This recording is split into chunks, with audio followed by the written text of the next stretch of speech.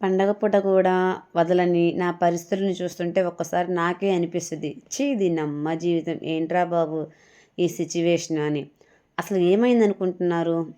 చెప్తాగా చక్కగా పండుగ జరుపుకుందాము అనుకున్నాను.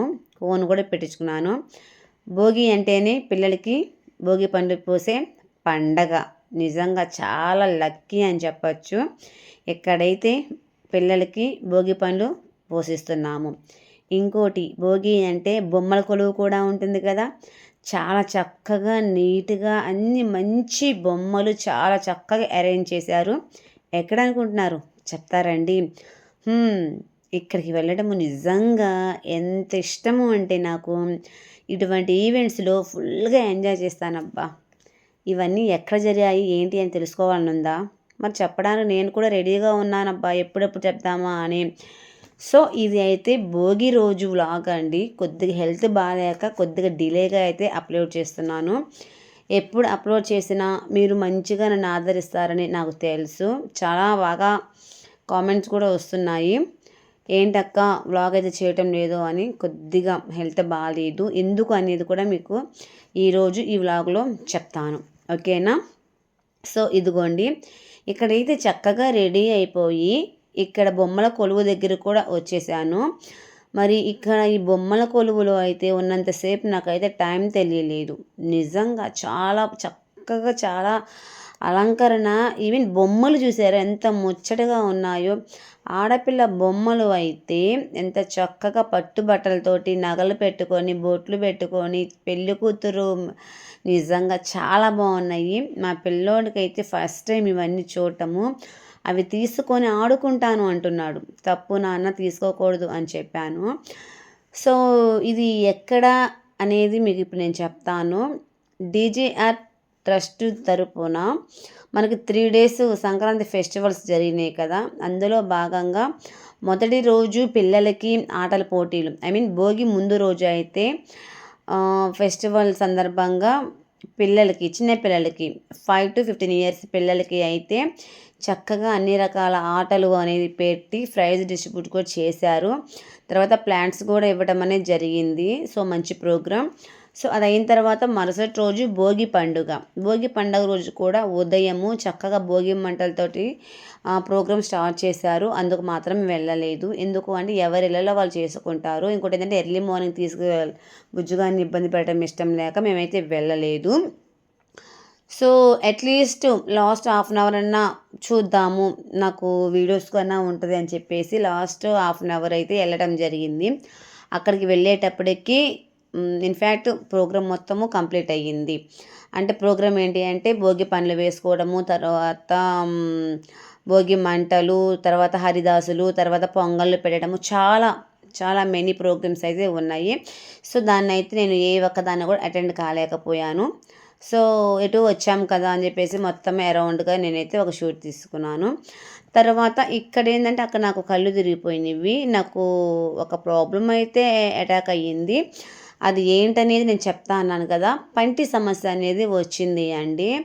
సో జనరల్గా పన్ను పుచ్చిపోయి పీకించుకున్న దగ్గర నుంచి ప్రాబ్లం అనేది మనకి క్లియర్ అయ్యింది అనుకుంటాము. కానీ అప్పుడే ప్రాబ్లం క్రియేట్ అవుతుంది అని చెప్పేసి నాకు ఈ మధ్య కాలంలోనే తెలిసింది. ఏం జరిగిందని కూడా నేను చెప్తాను. ఇక్కడైతే అక్కడ బాగా బాగాలేకపోతే ఇంటికి వచ్చి సెలైన్లు కట్టించుకోవడం జరిగింది. తర్వాత ఈవినింగ్ ప్రోగ్రామ్ ఏంటి అంటే ఇక్కడ తమ్ముడు వాళ్ళ ఇంట్లో పిల్లలకి భోగి పండ్లు పోయటం అనమాట. సో ఇక్కడైతే డెకరేట్ చేస్తున్నారు. నేను చక్కగా చాలా బాగుంది కదా బ్యాక్గ్రౌండ్. నా పిల్లోడిని అయితే ఆపపట్టలేకపోతున్నాను.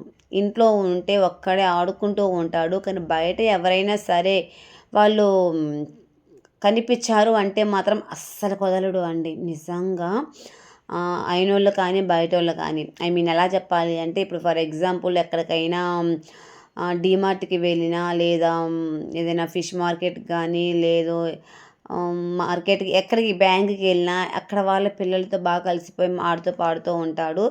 సో ఇంకా ఇక్కడ అయిన వాళ్ళ దగ్గరికి తీసుకెళ్ళాము అంటే అసలు నేనెవరో మా ఆయన ఎవరో అన్నట్టుగా బిహేవ్ చేస్తాడు. పిలిచినా రాడు. నిజంగా అలా ఉంటుంది వాడి బిహేవియరు. కానీ ఏంటి అంటే ఒక్కడే అయిపోయి ఒక్కడే ఆడుకోవడం వల్ల బయట ఎవరైనా చూస్తే మాత్రం వదలడు. మెయిన్ చెప్పాలి అంటే మనుషుల పిచ్చి ఎక్కువే. సో అదనమాట. అమ్మ వాళ్ళ ఇంటికి వెళ్ళినా, చెల్లి వాళ్ళ ఇంటికి వెళ్ళినా, ఇంకెక్కడికి వెళ్ళినా కానీ మమ్మల్ని అసలు పట్టించుకోడు. ఇక్కడైతే పిల్లలిద్దరికీ ఇక్కడ భోగి పనులు అయితే పోస్తున్నారు. తమ్ముడి పిల్లలు జాన్వి అండ్ సాయిష్. నేమ్ వెరైటీగా ఉంది కదా. సో చాలా బాగుంటుంది, చాలా ఇష్టం కూడా నాకు పేరు. సో మా అమ్మ అయితే ఇక్కడ ఇలాగైతే భోగి పనులు అయితే పోసేసారు. తర్వాత 1 బై 1 పెద్దవాళ్ళందరూ అయితే ఇలాగ భోగి పనులు పోయడము జరుగుతుంది. నాకైతే కూర్చున్నాననే కానీ ఎప్పుడెప్పుడు ఈవెంట్కి వెళ్దామా అన్నట్టుగా అయితే నా మనసులో ఉంది. నిజంగా అలాంటి ఈవెంట్స్ అంటే చాలా ఇష్టము అండి నాకు. ఎక్కడ అలా జరిగినా కానీ ముందు మనకి పాసులు ఉన్నా లేకపోయినా దూరంగా అయినా సరే చూసి విని కాసేపు హాఫ్ అన్ అవర్ అయినా ఉండి వస్తాను. ఆ హాఫ్ అన్ అవర్లో నాకు నచ్చిన సాంగ్స్ 2 or 3 సాంగ్స్ మ్యాక్సిమం వస్తాయి. అవి పాడుకుంటూ వీడియో తీసుకొని మాత్రం కంపల్సరీ వస్తాను. మీకు ఒక చిన్న విషయం చెప్పనా, ఇక్కడ ఈవెంట్స్ ఉన్నా లేకపోయినా, వెళ్ళినా వెళ్ళకపోయినా మాకు దగ్గరలో సివిఎన్ రీడింగ్ రూమ్ అని అక్కడ డే బై డే ప్రోగ్రామ్ జరుగుతూనే ఉంటుంది. అంటే పాటల కచేరీ. నాకు ఏంటంటే ఓల్డ్ సాంగ్స్ అంటే చాలా ఇష్టము. అటువంటి కచేరీస్ కానీ సాంగ్స్ కానీ, ఇంకోటి ఏంటి అంటే డీజే వచ్చిందంటే మాత్రం నా కాళ్ళు చేయి ఆడదు నిజంగా. ఇన్ఫ్యాక్ట్ ఇంకో విషయం చెప్పనా, ఆ ఈవెంట్స్లో కూడా ఆల్మోస్ట్ కాదు, టోటల్లీ నేనైతే స్టేజ్ మీదకి వెళ్ళిపోయాను. ఆ స్టేజ్ మీద నాకు నచ్చిన సాంగ్ వచ్చేటప్పటికి నాకైతే కాలు చేయి అయితే ఆడలేదు. అవన్నీ వ్లాగ్లో అయితే ఉన్నాయి, మీరు చూడొచ్చు అన్నమాట. సో చెప్తున్నాను కదా, సివిఎన్ రీడింగ్ రూమ్లో ఖచ్చితంగా మనకి పౌరాణిక చిత్రాలు అంటే ఇప్పుడే కాదు, ఎప్పటి నుంచో మనకి నాటకాలు వేయటము, తర్వాత సాంగ్స్, తర్వాత డ్యాన్సులు ఇవన్నీ ఉంటాయి. వాటిలో మాత్రము ఖచ్చితంగా వీక్లీ 2 times మాత్రం వెళ్తాము. ఎందుకంటే అక్కడ శైలజ అని సింగర్ ఉంది. తను జూనియర్ చిత్రాన్ని కూడా అంటారు ఆమె నా ఫ్రెండ్ ఇంటర్లో ఏకేవికి కాలేజీలో. సో తన సాంగ్స్ చాలా చక్కగా నీట్గా బాగా పాడుతుంది అనమాట. అందరి మీద ఉన్న వాళ్ళలో ఆమె అయితే అక్కడ చక్కగా పాడుతుంది. ఇక్కడైతే మేము పిల్లల్ని బ్లెస్ చేయడానికైతే వచ్చేసాము. ఇక్కడ అనుకోకుండా బ్యాక్గ్రౌండ్ గ్రీను, నా గ్రీన్ శారీ అండ్ మా వారిది కూడా గ్రీను, చాలా చక్కగా బాగుంది కదా. ఇక్కడేమో మా చెల్లి వాళ్ళు కూడా కపుల్స్ చాలా బాగున్నారు. కలర్ కాంబినేషన్ చూసారా, చాలా బాగుంది, సూపర్. మేమేంటి అంటే ఫస్ట్ అనుకోలేదు, నేను శారీ వేర్ చేసిన తర్వాత ఈయన సడన్గా షర్ట్ వేసుకున్నారు. ఒక్కోసారి ఏమవుతుంది అంటే కావాలని మ్యాచింగ్ వేసుకుంటాము, ఒక్కోసారి అనుకోకుండా అన్ఎక్స్పెక్టెడ్గా అలా మ్యాచింగ్ అయితే కుదిరిపోతుంది. సో బుజ్జిగా డ్రెస్ కూడా చాలా బాగుంది కదా, అది కూడా వాళ్ళ మామ తెచ్చాడనమాట. సూపర్గా అయితే నాకు నచ్చిద్ది. చాలామంది ఆ డ్రెస్ బాగుంది అని అన్నారు. ఎందుకు అంటే పింక్ కాదు కదా, చాలామంది బుజ్జోడికి కూడా పింక్ వేస్తున్నానని నన్ను తిడుతుంటారు. కానీ ఆ డ్రెస్ సెలెక్ట్ చేసి మా మరదలు సెలెక్ట్ చేసి మా తమ్ముడు తీసుకొని రావడం జరిగింది.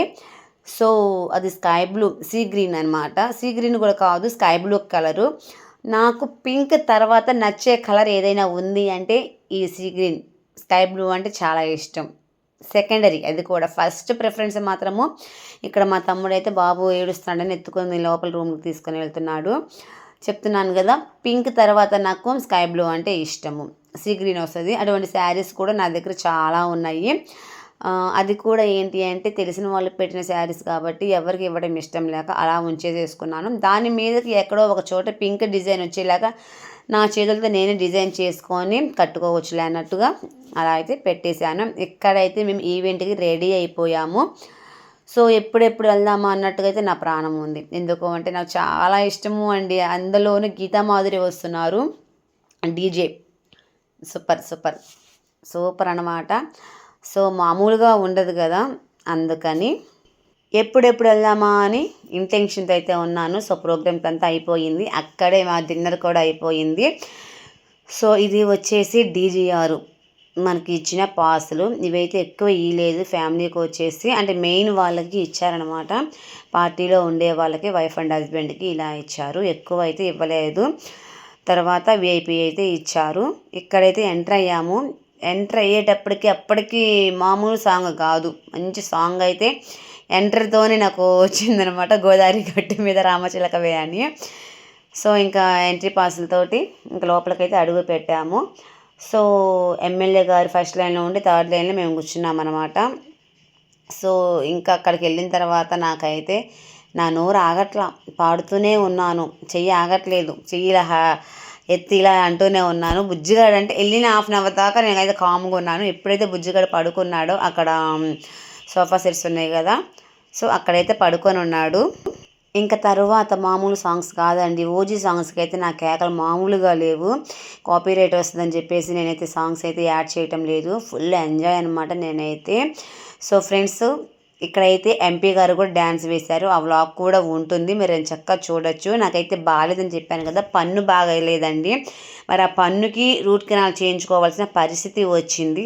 ఎలా ఏంటి అనేది నెక్స్ట్ వ్లాగ్లో చెప్తాను. ఓకేనా?